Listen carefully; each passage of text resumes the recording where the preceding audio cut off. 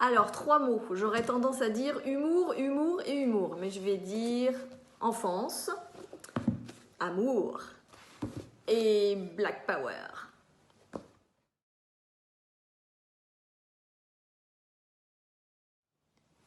C'est ma grand-mère qui m'a inspiré toutes ces histoires. C'est une petite bonne femme extrêmement drôle qui a toujours des histoires plein les poches de sa blouse. Elle vit au fin fond de la Bretagne et y a toujours vécu. Et c'est un vrai vivier d'anecdotes. Et c'est en l'écoutant que je me suis dit un jour, il faut vraiment que je fasse quelque chose de toutes ces histoires parce qu'elles sont vraiment trop drôles.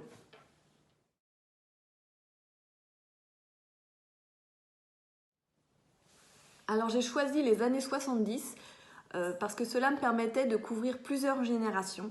Celle de ma grand-mère qui est née à la fin des années 20, celle de ma mère et de sa sœur qui sont nées dans les années 60-70 et ma génération début années 80. Donc ce panel d'époque permettait de replacer tout un tas d'anecdotes sur différentes justement périodes et c'était un terrain très ludique pour l'écriture.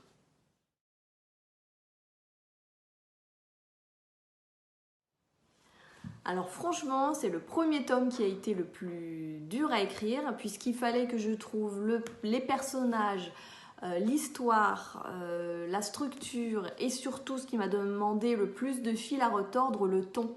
Puisque je parle de gens qui sont plutôt des taiseux, il me fallait donc trouver une façon de parler qui corresponde à ces gens. J'ai beaucoup de patois mais qu'il faut que je rende lisible pour tout le monde. Et puis aussi une volonté de ma part de toujours être dans l'humour mais sans glisser vers la facilité. Je raconte aussi des choses difficiles, je ne voulais pas tomber dans le pathétique.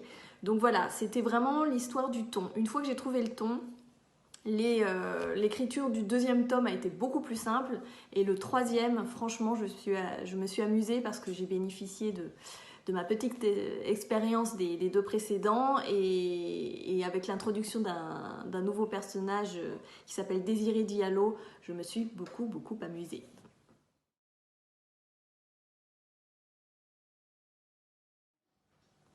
Ça, c'est un peu la question de la poule avant l'œuf ou l'œuf avant la poule parce que pas d'histoire sans personnage et pas de personnage sans histoire.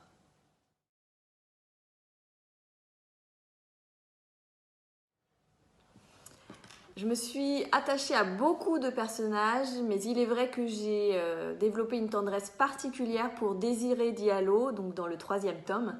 Ce jeune médecin noir qui débarque au fin fond de la campagne bretonne avec sa coupe afro, ses souliers vernis et sa collection de cravates, qui est en complet décalage avec les gens du coin et qui pourtant va faire preuve d'énormément de courage, de bienveillance et d'un humour très subtil qui se heurte souvent à la compréhension des gens du coin pour faire sa place. Voilà. Et lui, c'est vraiment un champion du monde des personnages.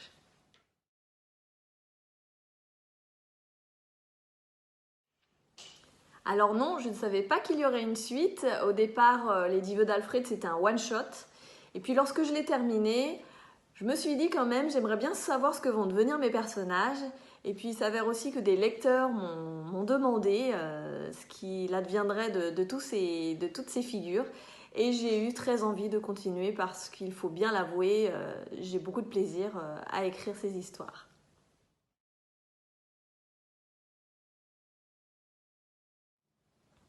Alors j'ai eu beaucoup de plaisir à écrire les 3 tomes pour des raisons différentes. Le premier c'était la découverte, il y a un rythme effréné, ça ne retombe jamais. Le deuxième, j'ai plus travaillé sur la construction, donc il y a tout un jeu de révélation et de contre-révélation et je m'amuse beaucoup avec le lecteur d'ailleurs.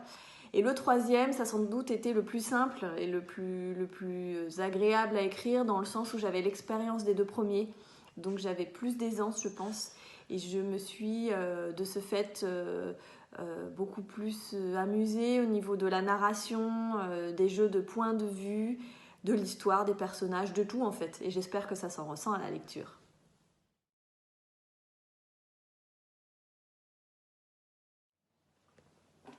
Ce dernier tome marque la fin des aventures d'Alfred. Je crois qu'à un moment, il faut savoir tourner la page. J'ai donné tout ce que j'avais à donner sur cette histoire. Et je n'ai pas envie de tirer la corde jusqu'à ce qu'elle s'use. Donc là, je crois vraiment que le cycle est terminé. Mais je n'en ai pas fini avec l'écriture ni avec vous. Donc j'espère que vous entendrez encore parler de moi et que je vous surprendrai très prochainement avec de nouvelles choses.